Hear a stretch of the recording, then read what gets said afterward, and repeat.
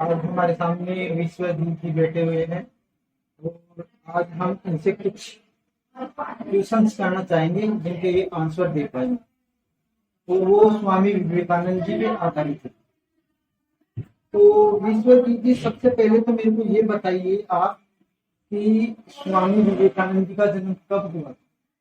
जी sir, Swami Vivekananda ji का जन्म 12 जनवरी 1863 को कोलकाता में, और उनके पिताजी पेशे से वकील हुआ करते थे।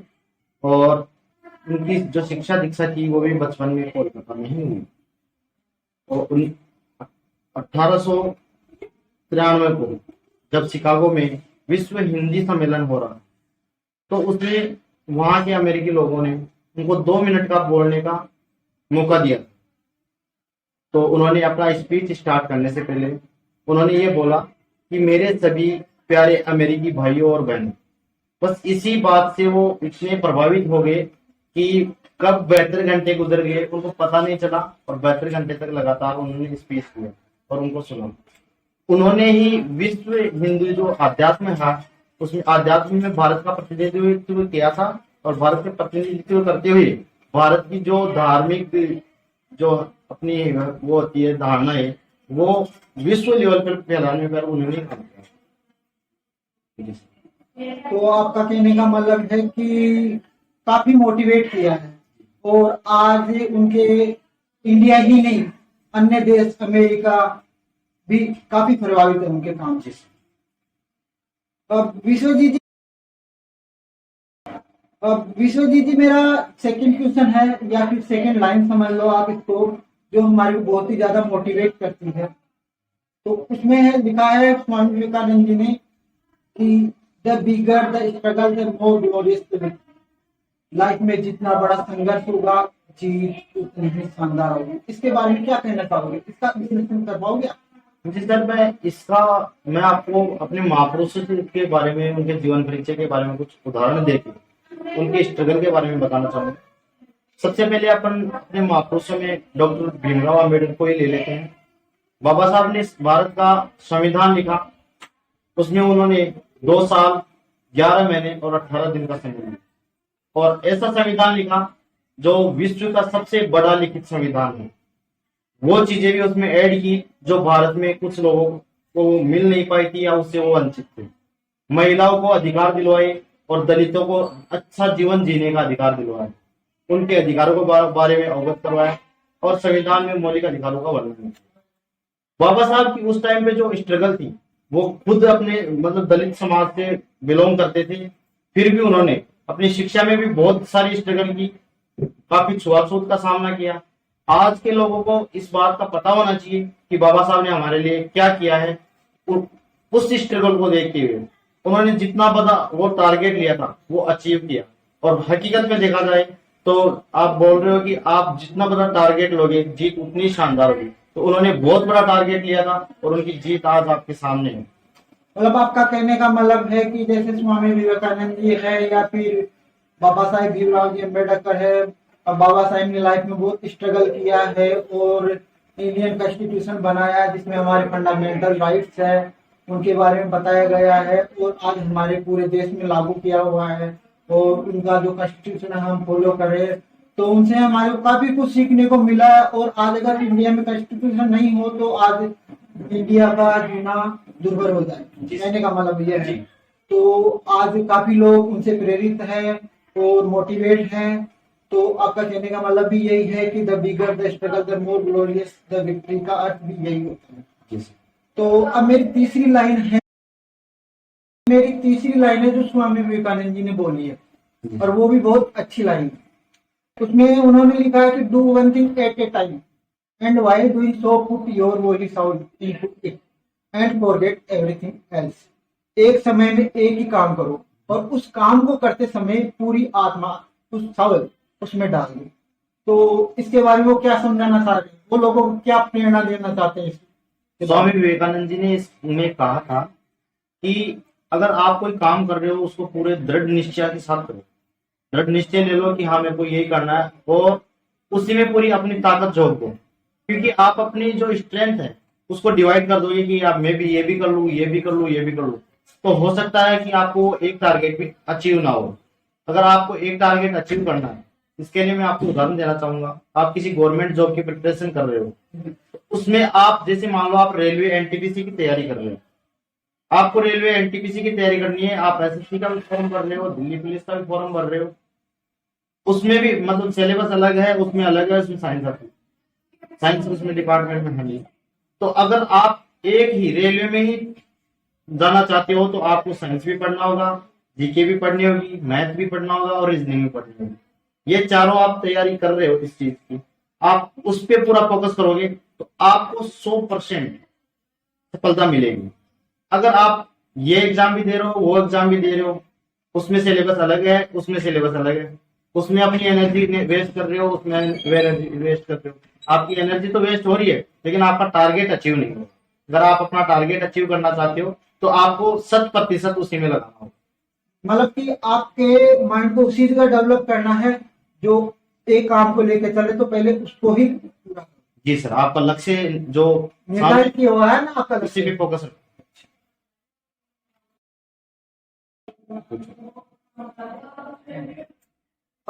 अब इसमें जी चौथी लाइन है स्वामी विवेकानंद जी की, जिसमें लिखा हुआ है when between fight heart and mind listen to the heart. तो इसके बारे में क्या कहना चाहोगे आप, क्या समझाना चाह रहे हैं स्वामी विवेकानंद जी की, जब दिल और दिमाग की लड़ाई शुरू हुई ना तो दिल की सुननी चाहिए, इसके बारे में आपका क्या कहना? जी सर, मैं आपको बताना चाहूंगा कि स्वामी विवेकानंद जी ने कहा था कि दिल और दिमाग में जब लड़ाई चले तो दिल की बात को सुननी चाहिए। इसमें ये समझाना चाहते थे कि दिमाग है वो तर्क पे काम करता है और दिल है वहां तक दिमाग पहुंच नहीं सकता। स्वामी विवेकानंद ने कहा था कि जहां पे जरूरत होती है, उन्होंने कॉम्बिनेशन के साथ लिया था कि दिल और दिमाग को साथ साथ लेके चलना चाहिए। लेकिन जब आप ये पूछो कि आप इसमें से किसको प्रायिकता दोगे, दिल को या दिमाग को, तो उन्होंने कहा था कि आपको दिल को प्रायिकता देनी है, क्योंकि जो दिमाग है वो ओनली तर्क पे काम करता है, वहां वहीं तक सोचेगा। लेकिन दिल से आप काम करोगे तो आप बहुत आगे तक जाओगे, वहां तक दिमाग पहुंच नहीं सकता। मतलब क्या होता है कि जैसे कई बार इंसान गलतियां कर देता है और वो दिमाग में ऐसे रहती है कि यार भूल जाता है, पर दिल हमेशा यही कहता है कि नहीं मैंने गलती की है। इसी तरह से अगर आप अच्छा सोचोगे और आगे बढ़ने की सोचोगे तो जरूर सफल होगे। इसमें स्वामी विवेकानंद जी भी यही कहना चाहते हैं और आगे इसी तरह समझाना चाहते हैं, क्योंकि लाइफ में कुछ ना कुछ अचीव करना है तो सबसे पहले अपने हार्ट की सुनी। अब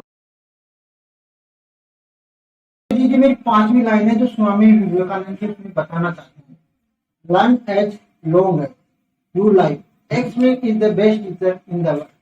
जब तक जीना है कुछ ना कुछ करते रहना, बट सीखना ही जगत का सर्वश्रेष्ठ शिक्षक है। इसके बारे में कुछ बताना चाहोगे? जी सर, मैं बताना चाहूंगा कि हर इंसान कुछ ना कुछ नया सीखता है, हर रोज सीखता है, हर पल सीखता है। इसका उदाहरण मैं आपको क्रिकेट की दुनिया से दे दूं तो और भी बेटर रहेगा कि उन्होंने कहा था कि experience is the best teacher in the world. अगर आपके पास अनुभव है तो आप कहीं पे भी विफल नहीं होगे। आप बिना तैयारी के मैदान में उतर जाओगे तो आपके 100% चांस है कि आप विफल होंगे। आपको सक्सेस होना है तो आपको एक्सपीरियंस लेके ही उतरना है मैदान। उन्होंने जी इसके बारे में मैं उदाहरण और देना चाहूंगा, जैसे कि मैं आज हूं कि मेरे को ड्राइविंग नहीं आती और मैं कार चलाना सीख लिया तो मैंने कुछ लाइफ में नया सीखा। मेरे को कंप्यूटर चलाना नहीं आता तो मैंने कंप्यूटर चलाना सीख लिया तो मैंने कुछ नया सीखा। ऐसे कुछ ना कुछ इंसान हर रोज नई चीज सीखता रहता है और हमेशा आदमी को जिज्ञासु रहना चाहिए और हमेशा कुछ ना कुछ सीखता रहना चाहिए। क्योंकि लाइफ में आप कुछ ना कुछ सीखते रहोगे तो कभी ना कभी कोई चीज आपके काम आ ही जाती है। यही आप बताना चाह रहे थे। अब मेरी सिक्स लाइन है जिसमें स्वामी विवेकानंद जी ने कहा है कि arrive awake and stop not till you achieve your goal. उठो जागो जब तक रुको नहीं, जब तक कि तुम लक्ष्य को न पालो। तो इसके बारे में आप कुछ बताना चाहोगे कि इसमें वो क्या बताना चाह रहे हैं? स्वामी विवेकानंद जी ने कहा था कि आप जब तक लक्ष्य को प्राप्त नहीं कर लो तब तक लगे रहो। ये बात उन्होंने कही थी। तो उसमें ये कहना चाहते हैं कि आप किसी चीज को लक्ष्य निर्धारित कर रखे हो और उसके लिए आप प्रयासरत हो, प्रयास कर रहे हो, एक बार विफल हो गए, 2 बार विफल हो गए, 3 बार विफल हो गए। इसका आप वो चींटी वाला भी उदाहरण ले सकते हो कि चींटी बार बार दीवार पे चढ़ती है, गिर जाती है, चढ़ती है, गिर जाती है, फिर एक ना एक दिन वो चढ़ी जाती है।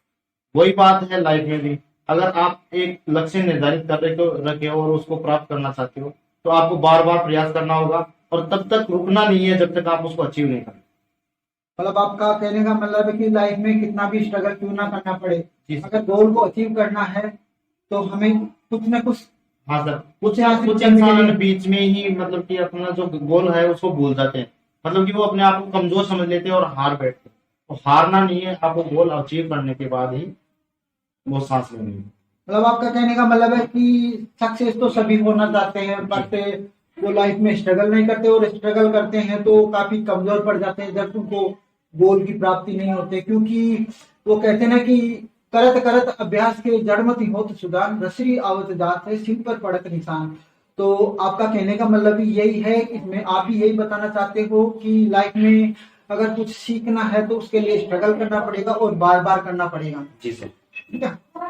कुछ महान पुरुषों के बारे में मैं आपको बताना चाहूंगा कि कोई भी सक्सेसफुल पर्सन होता है तो उसके पीछे का जो मेहनत होती है उसको कोई नहीं देखता, उसकी सफलता को देखते हैं कि ये डायरेक्ट सफल हो गया। कुछ लोग उसको किस्मत बोलते हैं, लेकिन किस्मत में कुछ नहीं होता। मैं मानता हूँ जो बंदा मेहनत करता है वो 100% सक्सेस हो। मतलब क्या है कि जो व्यक्ति आज सफल हुए हैं वो सबके लिए प्रेरणा स्रोत बने हैं, जबकि उनका लाइफ का स्ट्रगल देखा जाए तो बहुत कुछ हमने भी उनसे सीखा है। जो पहले आपने बाबा साहब या स्वामी विवेकानंद जी का, या फिर मैं कहूँ सुभाष चंद्र जी बोस जी का एग्जाम्पल दिया, उदाहरण दिया आपने, तो उनसे हमारे को काफी कुछ सीखने को भी मिला है और वो हमारे लिए प्रेरणा स्रोत भी रहे हैं। आज उनके जो बताए गए मार्ग पे भी काफी लोग चल के और कामयाब हुए हैं। जी सर। और अगर देखो किसी ने एक बात कही है जो भी एक सफलता की ओर हमें ले जाती है कि हमें लक्ष्य निर्धारित करने के लिए लाइफ में कुछ न कुछ अचीव करने के लिए हमें संघर्ष करना पड़ेगा, स्ट्रगल करना पड़ेगा। तो अगर इस बात पे सर एक बात और बोलना चाहूंगा कि nothing is impossible if you want to do. अगर आप करना चाहते हो तो कुछ भी असंभव नहीं है। आप अगर डरोगे तो सक्सेस नहीं होगी और आप भिड़ोगे तो 100% सक्सेस हो। मतलब कहने वाला है, देखो आपकी बात भी सही है, कहने वाले ने एक बात कही है वो भी आज हमारे दिल को छू लेती है। किसी ने बहुत अच्छा लिखा है कि लाइफ में सफल होने के लिए उन्होंने लिखा है कविता के रूप में, मैं भी आपको बताना चाहूँ तो लिखा है कि जिंदगी की एक कहानी है, बहता हुआ सा पानी है, हर पल कुछ नया सिखाता है, कभी खुशियां कभी मायूसी दे देता है, भरकर अपने अंदर खुशी को, हर गम से कुछ सीख ले चलो। तुम गिर गए तो क्या हुआ, उठकर तुम आगे बढ़ो, तुम काले घने अंधेरों में भी ढूंढ लोगे रोशनी, एक दिन आप देखना ये गम हारेगा तो मिलेगी आपको खुशी। थैंक्स विश्वजीत जी, आपको इस वीडियो में बनाने के लिए और आपके अच्छे विचार रखने के लिए आपको बहुत बहुत धन्यवाद। बाय द वे, इस वीडियो के अंदर कोई त्रुटि रह जाती है तो आप अपने हिसाब से इसमें कुछ संशोधन कर सकते हैं। Thank you. आपका भी बहुत बहुत धन्यवाद कि आपने हमें बुलाया और ये छोटा सा इंटरव्यू लिया। आपका तो बहुत बहुत धन्यवाद।